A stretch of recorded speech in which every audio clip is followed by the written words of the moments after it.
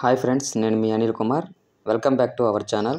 ఈరోజు మనం 6వ తరగతి ఫిజిక్స్లోని మొదటి పాఠం పదార్థాలను సమూహాలుగా వర్గీకరించడం, షార్టింగ్ మెటీరియల్స్ ఇంటూ గ్రూప్స్ అనే లెసన్ గురించి నేర్చుకుందాం. ఈ టాపిక్ టెట్, డిఎస్సి మరియు హెచ్జిటి, ఎస్ఏ అందరికీ ఉపయోగపడుతుంది.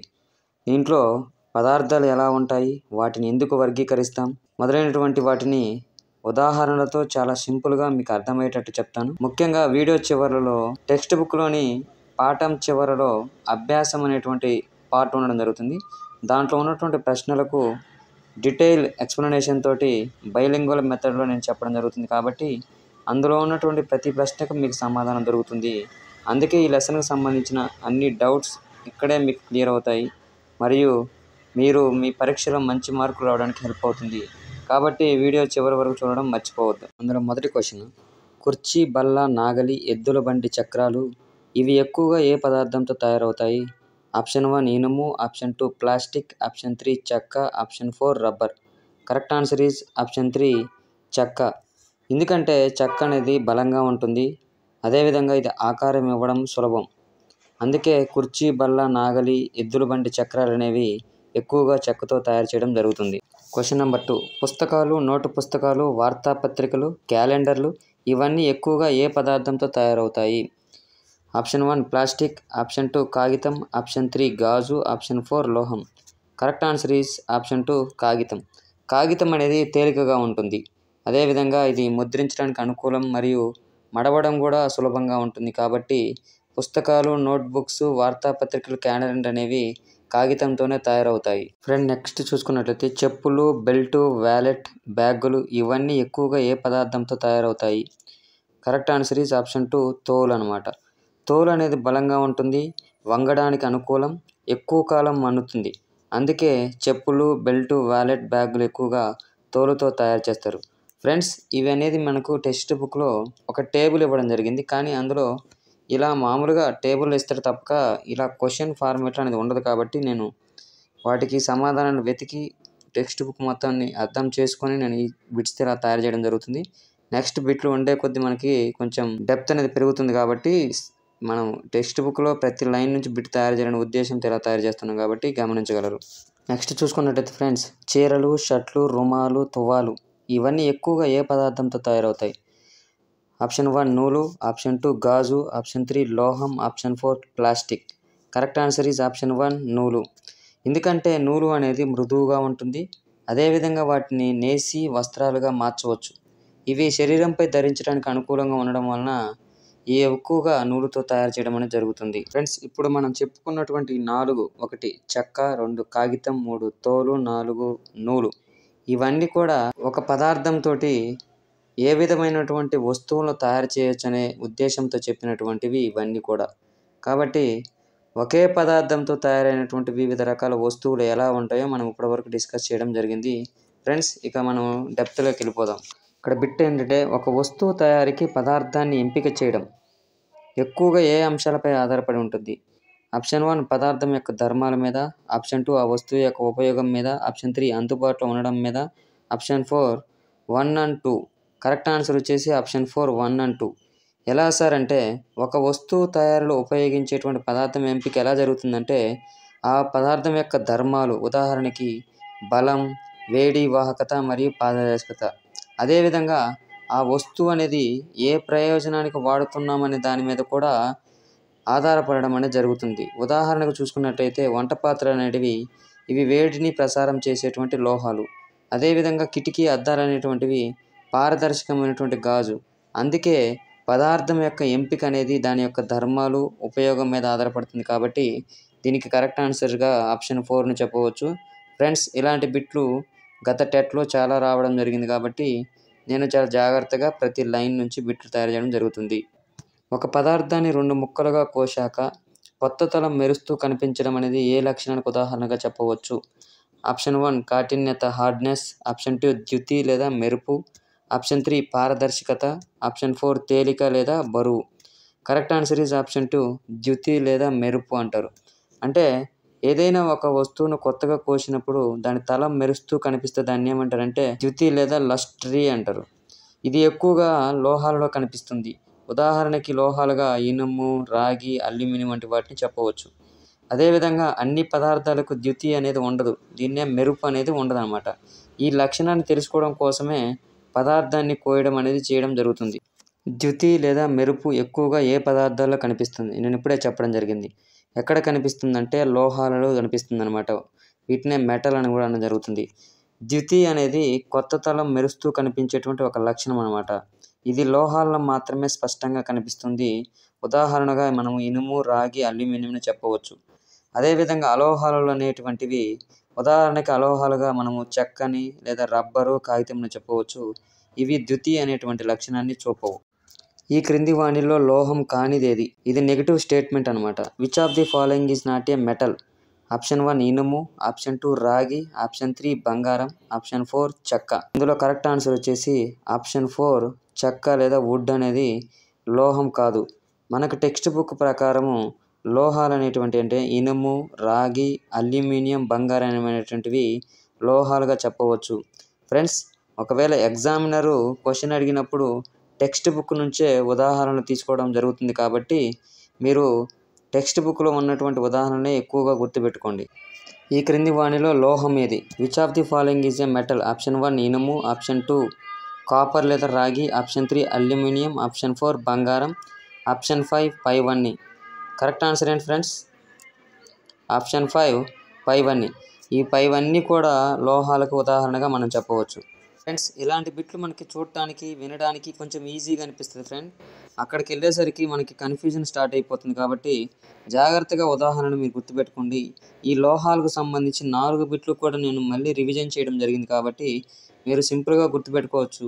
కాబట్టి దేన్ని కూడా నెగ్లెక్ట్ చేయొద్దు. చిన్న బిట్టే కదా కాదు, చిన్న బిట్ట, ఇంపార్టెంట్ బిట్ట, పెద్ద బిట్ అనేది కాదు ఇక్కడ మ్యాటర్. బిట్ అనేది చిన్నదైనా పెద్దదైనా దాని వాల్యూ అనేది ఒకటే కాబట్టి ఫ్రెండ్స్ ప్రతి బిట్ కూడా మనకి ఇంపార్టెంటే. ఇది మోస్ట్ ఇంపార్టెంట్ బిట్ అండి ఇది. లోహాలు ఏ చర్య వలన తమ ద్యుతిని కోల్పోయి కాంతిహీనంగా కనిపిస్తాయి? ద్యుతి అంటే నేను ఆల్రెడీ చెప్పాను మెరుపు అని. అంటే ఈ వేటితో చర్య జరపడం వల్ల అవి తమ కాంతిని కోల్పోతాయంటే ఆప్షన్ 1 నీరు, ఆప్షన్ 2 గాలి మరియు తేమ, ఆప్షన్ 3 సూర్యకాంతి, ఆప్షన్ 4 నూనె. కరెక్ట్ ఆన్సర్ ఈజ్ ఆప్షన్ 2 గాలి మరియు తేమ. ఉదాహరణకి ఇనుము అనేది ఒక లోహం అనుకుందాం. ఆ లోహం అనేది గాలి మరియు తేమతో చర్య చెందినప్పుడు అవి తమ ద్యుతి లేదా షైన్ అనే దాన్ని కోల్పోవడం జరుగుతుంది. అంటే అది కాంతిహీనంగా మారే ప్రక్రియ అనమాట. ఉదాహరణకి మనం చెప్పుకున్నట్లయితే ఇనుము తుప్పు పట్టడం మీరు చూసే ఉంటారు. దీనిని ఉదాహరణగా చెప్పవచ్చు.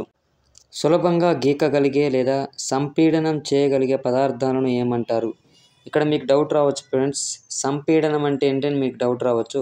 సంపీడనం అంటే పరిమాణం చిన్నగా అవ్వడాన్ని ఏమంటారంటే సంపీడనం అని అంటారనమాట. మొదటి ఆప్షన్ వచ్చేసి మెత్తని పదార్థాలు, 2 దృఢమైన పదార్థాలు, 3 పారదర్శక పదార్థాలు, 4 చుంబక పదార్థాలు. కరెక్ట్ ఆన్సర్ ఈజ్ ఆప్షన్ 1 మెత్తని పదార్థాలు. సులభంగా గీకగలిగే లేదా సంపీడనం చేయగలిగే పదార్థాలను ఏమంటారంటే మెత్తని పదార్థాలు అనడం జరుగుతుంది. ఉదాహరణగా వీటికి చెప్పవచ్చు ఏంటంటే దూది మరియు రబ్బర్ని సులభంగా గీకగలిగే లేదా సంపీడనం చేయగలిగే పదార్థాలుగా చెప్పవచ్చు. గీయలేని లేదా సంపీడనం చేయలేని పదార్థాలను ఏమంటారు? Materials that can't be scratched or compressed easily are called what? Option 1 మెత్తని పదార్థాలు, ఆప్షన్ 2 దృఢమైన పదార్థాలు, ఆప్షన్ 3 అర్ధపారదర్శక పదార్థాలు, ఆప్షన్ 4 అవాహక పదార్థాలు. కరెక్ట్ ఆన్సర్ ఈజ్ ఆప్షన్ 2 దృఢమైన పదార్థాలు.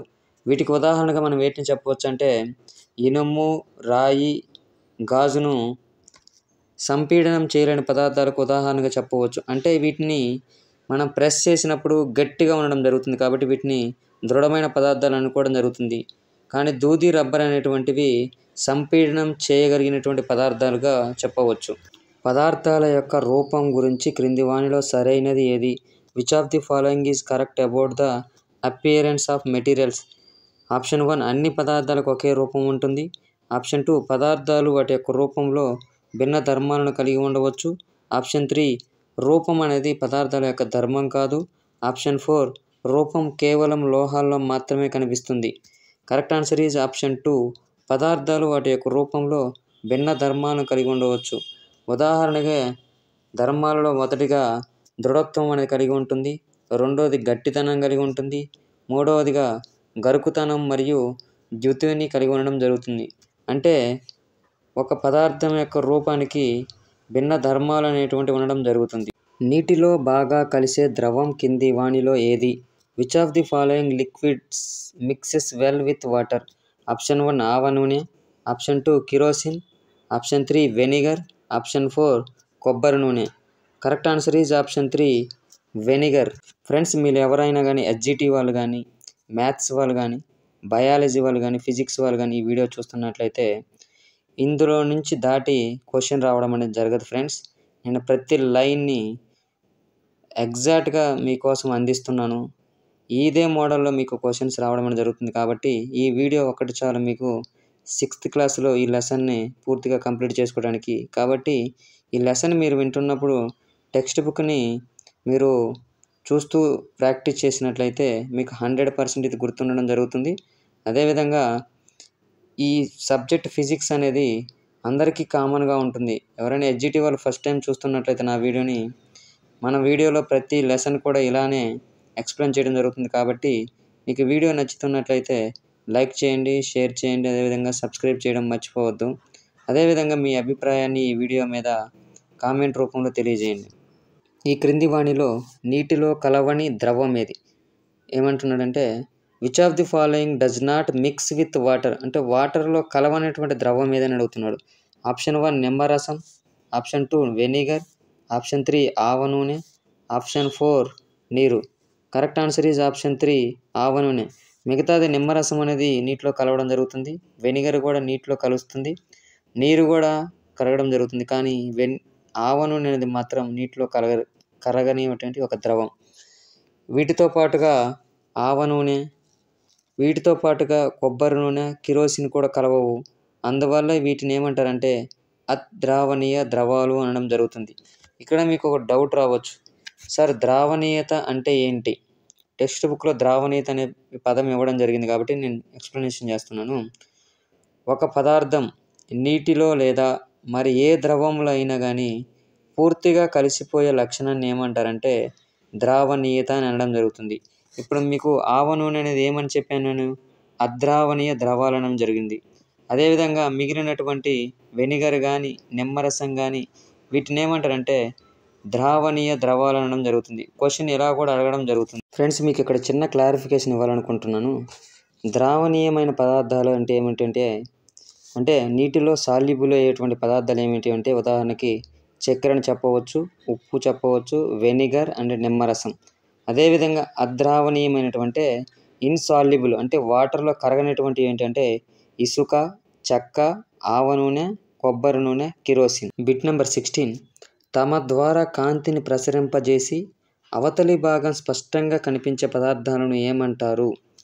ఆప్షన్ 1 పారదర్శక పదార్థాలు ట్రాన్స్పరెంట్ మెటీరియల్స్, 2 అర్ధపారదర్శక పదార్థాలు, 3 అపారదర్శక పదార్థాలు, 4 దృఢమైనటువంటి పదార్థాలు. కరెక్ట్ ఆన్సర్ ఈజ్ ఆప్షన్ 1 పారదర్శక పదార్థాలు. పారదర్శక పదార్థాలు అనేవి కాంతిని పూర్తిగా తమ ద్వారా ప్రసరింపజేస్తాయి.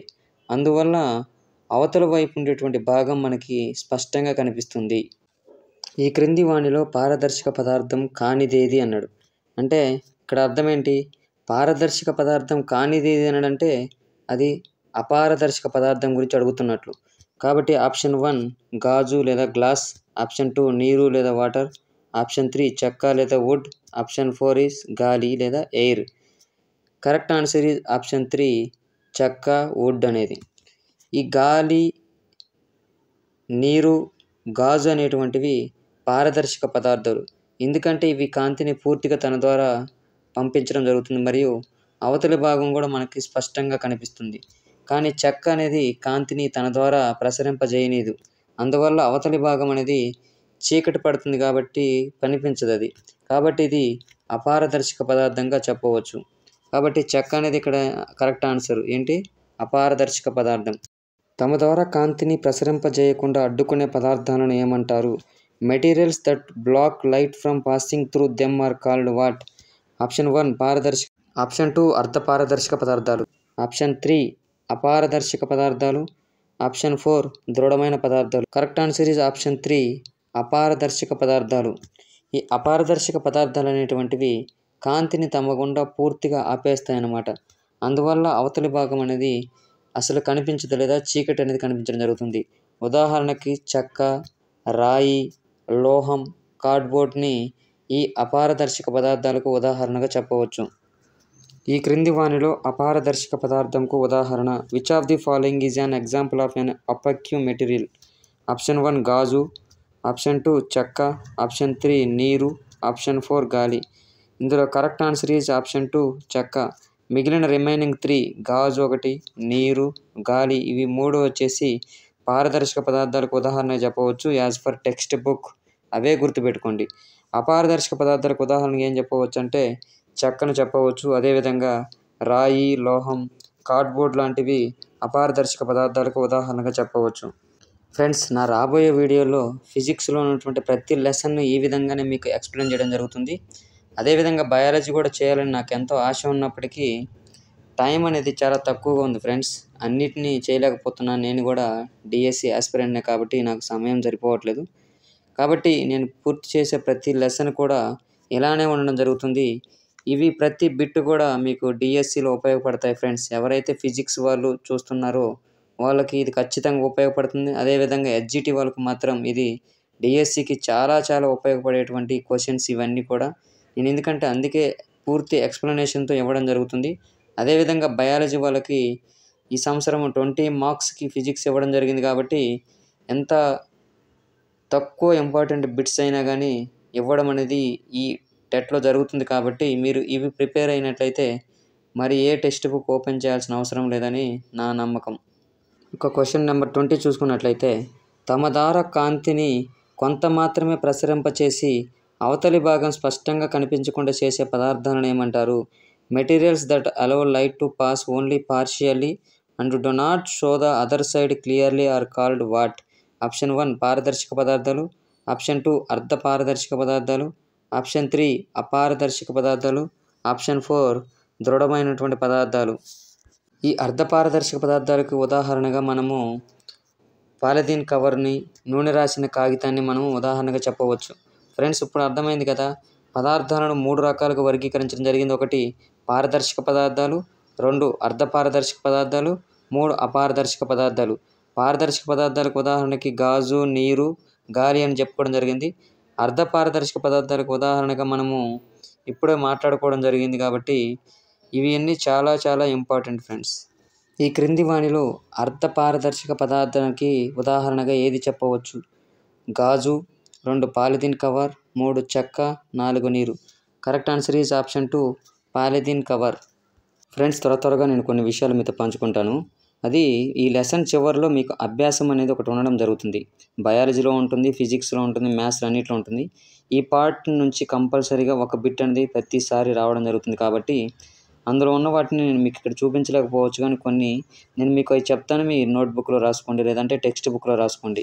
మొదటిది వచ్చేసి కలపతో తయారు చేసి ఏవైనా 5 వస్తువులు పేర్కొనని చెప్పడం జరిగింది. ఒకటి వచ్చేసి కుర్చీ, బల్ల, తలుపు, నాగలి, ఎద్దుల బండి చక్రం ఇవన్నీ కూడా కలపతో తయారు చేసేటువంటి వస్తువులు. 2 క్రింద ఇవ్వబడిన వస్తువులలో మెరుపు కలిగి ఉన్న వాటిని ఎన్నుకోమని చెప్పడం జరిగింది. ఇది పేజీ నెంబర్ 37 ఉంటుంది చూడండి ఫ్రెండ్స్. ఒకటి వచ్చేసి గాజు పాత్ర, ప్లాస్టిక్ బొమ్మ, స్టీల్ చెంచా, నూలు చొక్కా. ఇందులో మెరుపు కలిగి ఉన్న వాటితో వచ్చేసి ఒక స్టీల్ చెంచా మాత్రమే ఉండడం జరుగుతుంది. అదేవిధంగా క్రింద ఇవ్వబడిన వాక్యాలలో ఏవి సరైనవో ఏవి సరికావో గుర్తించమని అడగడం జరిగింది. వాటిని మీకు ఇక్కడ డిస్ప్లే చేస్తూ నేను వివరించడం జరుగుతుంది. ఫ్రెండ్స్, వీటి యొక్క ముఖ్య ఉద్దేశం ఏంటంటే మీకు లెసన్ గురించి ఒక సమ్మరీ లాగా మీకు అర్థమవుతుంది అనమాట. ఇవి కంపల్సరీ చాలా ఇంపార్టెంట్. మీకు ఇక్కడే లెసన్ మొత్తం అర్థమైపోతుంది. ఒకటి వచ్చేసి రాయి పారదర్శకంగా ఉంటుంది కానీ గాజు అపారదర్శకంగా ఉంటుంది. ఇక్కడ వాడు ఏమడిగాడంటే ఈ కింద ఇవ్వబడిన వాక్యాలు ఏవి సరైనవో ఏవి సరికావో గుర్తించమని అడగడం జరిగిందనమాట.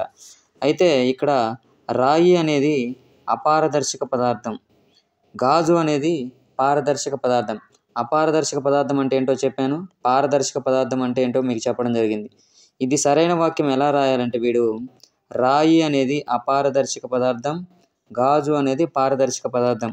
కాబట్టి వాడు ఇచ్చిన క్వశ్చన్ అనేది రాంగ్. రెండవదిగా చూసుకున్నట్లయితే నోటు పుస్తకం మెరుపు కలిగి ఉంటుంది, అయితే ఎరేజర్ అనేది డ్యూటీ ఉండదు అని అడగడం జరిగింది. దీని సమాధానం కూడా మనము రాంగ్ అని చెప్పాలి. ఎందుకంటే నోటు పుస్తకం అనేది కాగితంతో తయారవుతుంది కాబట్టి దితి లేదా మెరుపు అనేది ఉండదు. అదేవిధంగా ఎరేజర్ కూడా రబ్బర్తో తయారవుతుంది, దానికి కూడా దితి ఉండదు. కాబట్టి ఈ వాక్యం అనేది సరైన వాక్యం కాదు. ఆప్షన్ 3 శుద్ధ ముక్క నీటిలో కరుగుతుంది అని అడిగాడు. ఇది కరెక్టా? దీని సమాధానం వచ్చేసి తప్పు. ఎందుకంటే ఈ శుద్ధ ముక్క అనేది నీటిలో కరగదు. ఇది నీటిలో కరగకుండా విడిగా ఉండడం జరుగుతుంది. ఎందుకంటే ఇది ఒక అద్రావణీయ పదార్థం. అంటే నీటిలో కరగనటువంటి పదార్థాన్ని ఏమంటారంటే అద్రావణీయ పదార్థం అనేది. కాబట్టి ఇది నీటిలో కరుగుతుందనే వాక్యము సరైనది కాదు. నెక్స్ట్ క్వశ్చన్ ఏమన్నాడంటే చెక్క ముక్క నీటిపై తేలుతుందా అని అడుగుతున్నాడు. ఎస్, కరెక్ట్ ఆన్సర్ ఇది సరైనదే. చెక్క అనేది నీటిపై తేలుతుంది. ఎందుకంటే చెక్కకు నీటి కంటే సాంద్రత అనేది చాలా తక్కువగా ఉంటుంది. అందువల్ల అది నీటిలో మునగకుండా పై భాగంలో తేలుతుంది. కాబట్టి చెక్క అనేది ఒక అద్రావణీయ మరియు తేలేటువంటి ఒక పదార్థంగా చెప్పవచ్చు. తర్వాత వచ్చేసి చక్కెర నీటిలో కరగదన్నాడు. ఇది సమాధానం ఏంటి? తప్పు. చక్కెర నీటిలో కరిగిపోతుందన్నమాట.